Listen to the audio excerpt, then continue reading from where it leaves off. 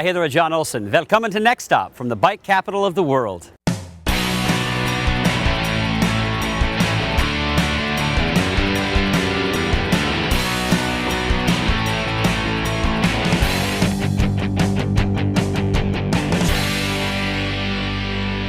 Welcome to wonderful Copenhagen.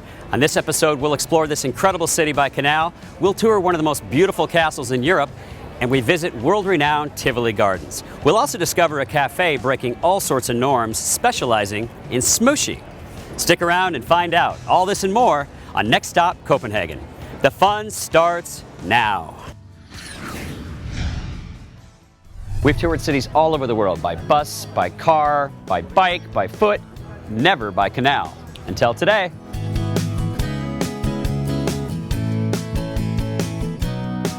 Hi to you all and welcome. My name is Julia and I will be your guide on this tour. We are now in the canal of Nyhavn, and this canal was excavated between 1671 and 1673. The purpose was that the ships could sail all the way into the city's new center, where the King's New Square is, with their goods. You can now see the Royal Theatre's Playhouse. The Playhouse opened in 2008 with Shakespeare's Hamlet. It was designed by two Danish architects that are called Lundgaard and Tranberg. The Opera House here on the right side opened in 2005. It was designed by a Danish architect that is called Henning Larsen. The ship you see on the right side is the royal yacht that is called Dannebroge. It was built in 1931 and it's the oldest royal yacht in the whole world that is still in use today. You can now also see two identical buildings. On the right hand side there's actually 4 of these buildings, and this is Amalienborg. Amalienborg is the royal residence since 1794.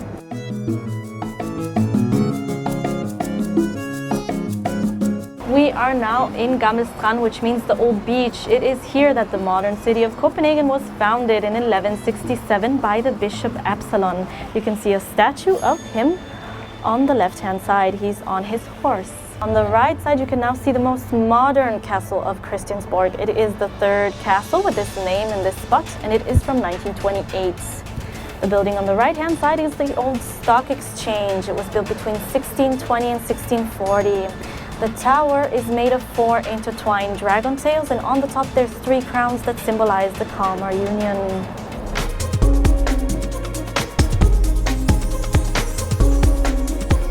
We are now back to where we started, so the tour is over. Me and Jens hope you enjoyed it. Have a nice day and thank you for a nice tour. What are the highlights for you on the tour?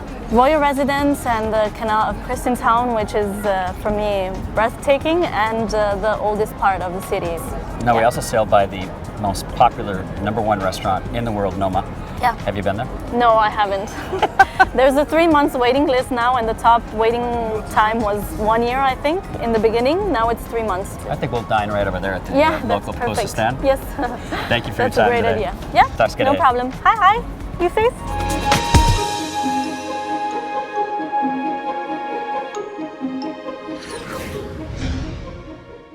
The changing of the guard takes place every day at noon at Amalienborg Palace. The purpose of the Royal Guard is to protect Denmark's royalty, especially Queen Margaret II, the first female monarch in Denmark since the 15th century. This is sometimes accompanied by music if the Queen is in residence. But if you take a look at that building over there, the only one with 5 chimneys, there's no flag flying. No flag, no Queen. For more information on this and other fun activities in Denmark, go to visitdenmark.com.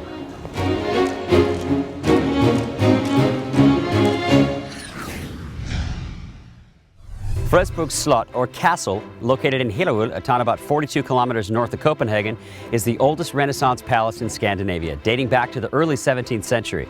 It also houses the Museum of Natural History.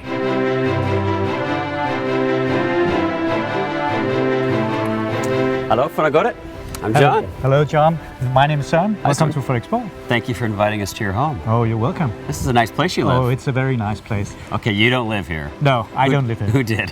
Well, in the 17th century, the Danish king lived here. And his name was Christian IV, and he was one of the most wealthiest persons in Northern Europe. And when you're wealthy, you need, of course, a grand house. I'm dying to see the inside. Well, let's go inside then. Let's do it.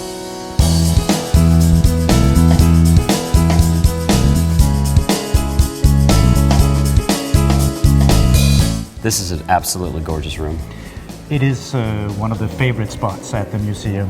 Wow. It's also the spot where you can see the kind of decoration which the old castle were made with. It's again made to impress. It's what Renaissance is about. You have to be dazzled.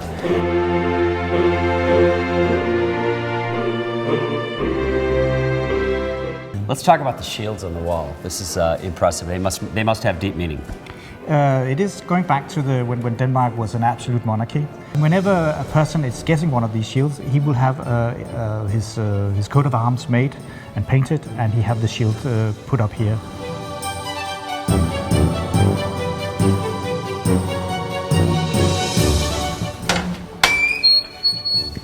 Cool.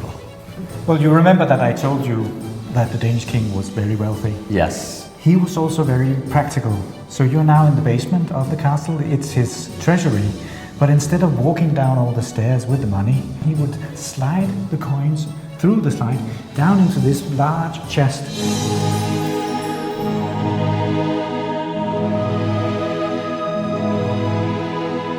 Søren, this is one impressive display of art. How many pieces are in here? Well, we say we have approximately 10,000 paintings. But apart from paintings, we have engravings, we have etchings, we have furniture, we have chairs, we have cupboards. So earlier today, Søren promised us that he would show us where he had his wedding reception, and wow, this is pretty cool, Søren. It is. No wonder it's called the Great Room. You didn't have your wedding reception here. No, but this is a great room. It is, and I wish I had. But it is the Great Room, and it was built by Christian IV for having parties, functions, and I can only imagine. You've got a nice office. Thank you. Talk for having us. Selv tak.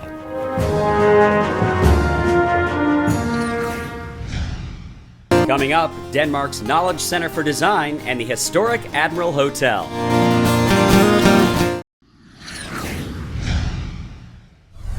Danish design is well respected throughout the world. To learn more, we visit the Danish Design Center. We begin our tour through history of Danish design in the 1950s. What was going on in the 1950s? 1950 was just after the war, so there was not that much money, but there was a huge power to create something. So a lot of the things you see here is created at that time, and the thing was that there were new materials. Lego is there. Lego started, in like 52. Denmark is a nation of play. We like to work hard, but we also like to play, and Lego is just the thing where you can build, you're not supposed to do whatever you were told by your parents. You could just dream away. And that's the great thing about Legos. It is. And yes. That hasn't changed all the way to the day. Hasn't changed, and you see even adults still playing with Lego now. They put a lot of computers in them so you can do things like robots. The psychedelic 60s. It is, yes. That's what we call the hippie thing, the flower power of things. And what happened was that when we looked at the 50s, that was all natural materials. So plastic were introduced. And we had this fantastic designer called Werner Panton. He did this chair and all these environments, sort of psychedelic things. And at the same time, getting back to your roots, you also had this television thing by Bang & Olufsen, who was sort of a little bit spacey, right? This is modern. That's cool. Yeah, I think it's really cool. That's it's retro. in my home when I was a kid. So, really? Yeah.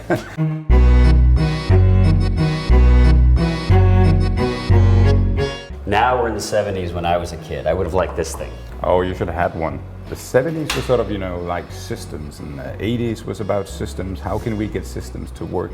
The whole idea was, it was not just one thing, it was everything. A lot of that is still current today too, though, because these are the same taps in our hotel room. Yes, and I have them at home, and I think my kids will always have them at home, so they're here. If it ain't broke, why fix it? So now we arrive at the 90s. Yeah, but let's skip the 90s. We didn't do much cool design in the 90s. very well. Let's go to the next. So now we're in the new millennium. Yeah. And I love this. That is super cool. That's fantastic. That's a one-off. Is it? But it is a cool thing, and also the lamp is telling you that now materials can do that, and technology is going into design.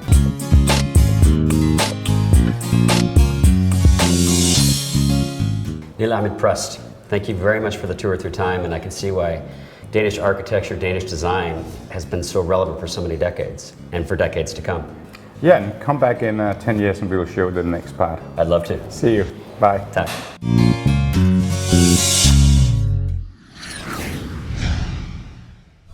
Copenhagen is one of the most ambitious cities in the world when it comes to sustainable lifestyle. By the year 2025, Copenhagen plans to be the world's first capital city that is CO2 neutral.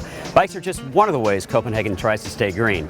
They're by far the fastest and least expensive way to get around, and of course, they emit no CO2. Copenhagen is truly a green city. We're staying at the very lovely and very historic Admiral Hotel in Copenhagen. Jesper, thanks for having us. Thank you, and you're welcome. This is a gorgeous property, and I love the history of it. Take us back to 1787. It used to be a storage place for corn and for grain. We have a lounge, which is part of our banqueting department. That used to be the oven, drying out most of the granary. So all the floors house the grain and corn? Yeah, exactly, yeah. And there was very historic events that happened, that this hotel was very key in. 1801? Yeah, exactly. What happened then? We had the bombardment of Copenhagen, but we survived. Most of the buildings around the hotel were in fire. It's, yeah, a big part of Copenhagen history. Your location is spectacular. We're right on the water. Of course, it's a hotel. That is the location. Everything is fairly close by. We got the Queen living just down the road. Queen's your neighbor? Yeah, she is. And of course, we got the view of the water. The one thing that's unique, I think, is the hallway. Yeah. When you walk down, the woodwork on the ceiling. All the hallways and all the wood and the walls that you see in the hotel, that is the original thing from when it was built. And when you walk in your lobby, it's very impressive. It's very long. There's lots of depth to it. Yeah. And your staff is so friendly. Everybody's been so friendly the entire stay. And you've got an award-winning restaurant in the lobby. We do, yeah, the Salt restaurant. It's been with us for quite a few years now. There's something you have that's very different from any hotel we've ever stayed at. We do have the water, and together with the water we do have ships.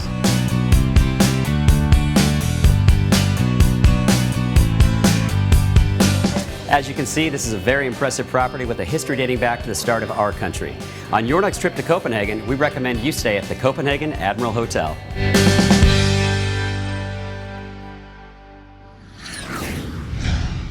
Up next, we learn about smooshie and a unique bar hopping experience, including an ice bar, the food scene in Copenhagen is thriving. In fact, for the last 3 years running, they have the #1 rated restaurant in the world. For our food feature today, we're on the main walking street, the Stroll, to feature the Royal Cafe, which is anything but your average cafe. Let's smooshie.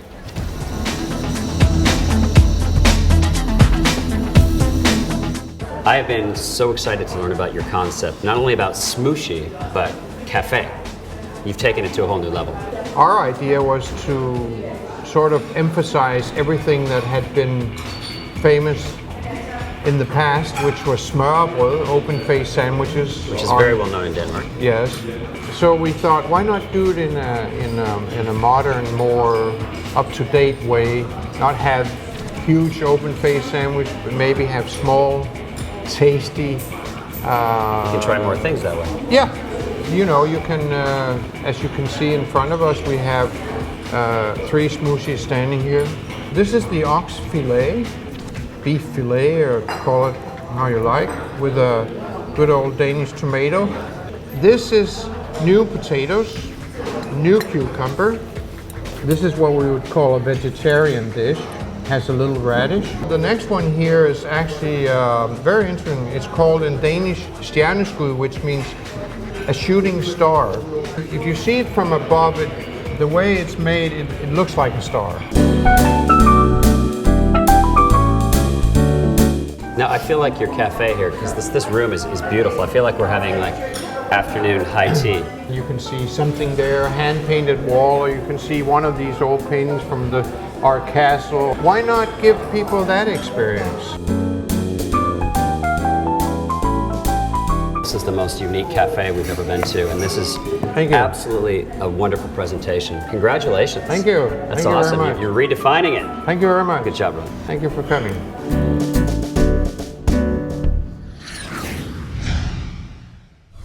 We hear that Copenhagen has one of the most active nightlifes in Europe. Let's find out for ourselves. We begin our night at Ice Bar Copenhagen.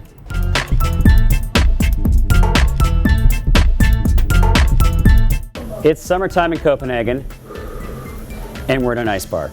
An actual ice bar. And I thought there might just be a little bit of ice around, but we're talking full on ice here, Pablo. Yeah, it's what we have in here is 40 tons of natural ice, all brought from north of Sweden. So what is she making here behind us? She's making a drink of, it's called Construction. That's our theme is factory, so we have all the names of our cocktails are related to the theme.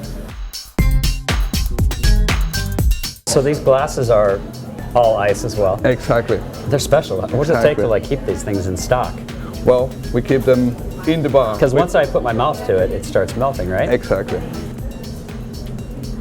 Once you're done drinking them, we have a slide just there where you throw them, and then afterwards we will just get rid of them. How cool was that? No pun intended. Our next stop, something equally unique, Ruby's. I love your place. Yeah. So quaint, so different, so unique. I think it's a little bit unique, it's a little bit intimate, and still very extremely friendly, and it's really simple. Just treat people with respect and try and have fun while doing it. I think that's a good philosophy. Yeah. Upstairs is a little more happening, whereas downstairs is a bit more quiet, and we try and do a bit more old school menu with forgotten classics that we sort of flipped through all our cocktail literature and found these interesting drinks that we don't see much anymore, and try and revive some of the old classics. So Visit Denmark told me that you guys make some classic cocktails. Yep. I have to come and check it out. And I have one of the signature twists we do for you in a minute. So we're going to go to the bar and have a drink called the Rapscallion.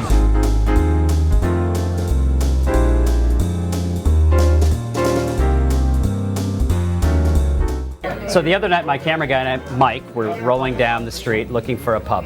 Just a place to have a beer, an öl, and relax. And we came upon this place and we loved it. Walking in here, seeing the art on the wall, this is my idea of a real neighborhood pub.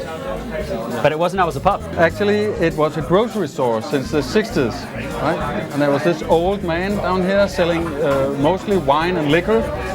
And in the back, in there, he also, invited his customers on a schnapps, right?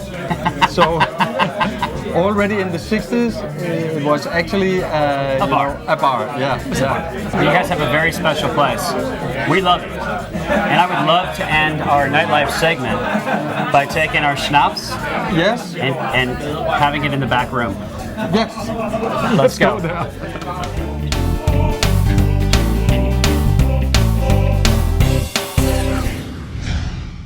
Coming up, learn where Walt Disney got his ideas and one of the most unique music segments ever on Next Stop.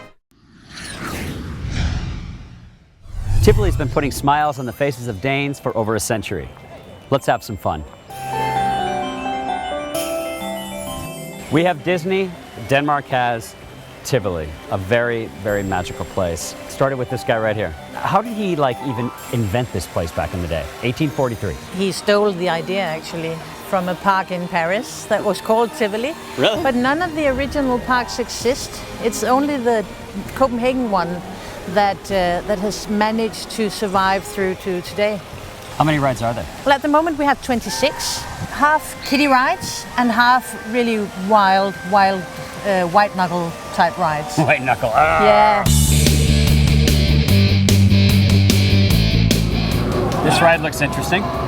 Yeah, it's probably our wildest ride. It's called the Vertigo, would you believe? I can see why it'd be called that, yes. With the power that's in the movement of the ride, can you imagine when it decelerates, all the power that's in actually slowing it down? Yeah, it stores it. So we pick up that power and reuse it. 25% of the electricity that the Vertigo uses is actually regenerating. That's very cool. So we're behind the scenes. This is one of the oldest roller coasters I know that I've ever been around. Yeah, 1914. There are only 6 roller coasters this kind of age in the world. So the brakeman actually sits here. How does he work it? What you do is you pull this lever towards you, thereby pressing the metal wings So it's actually the friction that breaks the car.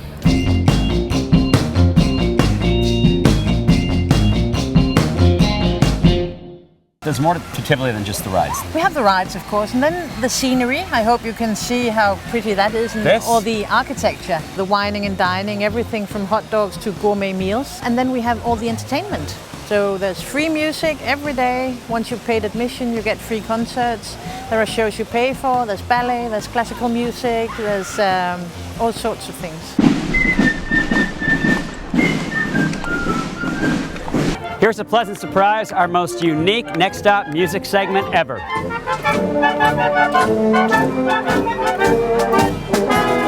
That's so cool what you guys do. Thank you. What are the age ranges? Around 8 years to 16. I'm 16 now and I've been in the Guard 5-6 years. So I'm looking forward to... You're retiring? Exactly, yeah. I actually am, yeah.